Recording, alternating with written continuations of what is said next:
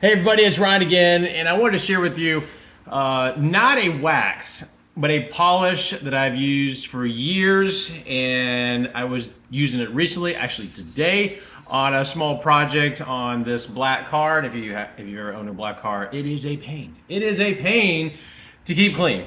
And this is, again, a polish. It's not a wax, so there's a little bit difference, and I'll explain why this is really, in my opinion, the stage 2 of getting your car as shiny as you want to get it. And so obviously you wash your car, soap and water, you dry it off, and then you're done.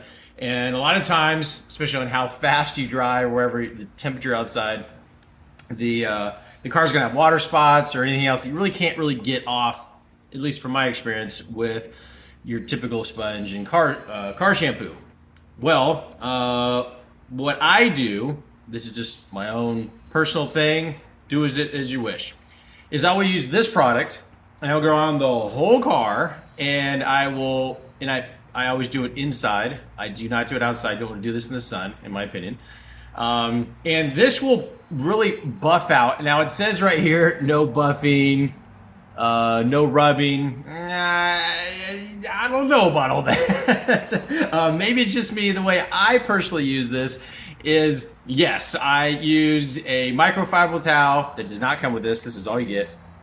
I use I use a cotton towel, clean, and I go around and I'll buff the whole car. That's just the way I do it. I buff the whole car, and I will work that in, and when I'm doing it, this product will get out, from my experience, it will get out like the water spots, minor things that are just kind of hard to get out without having something like this.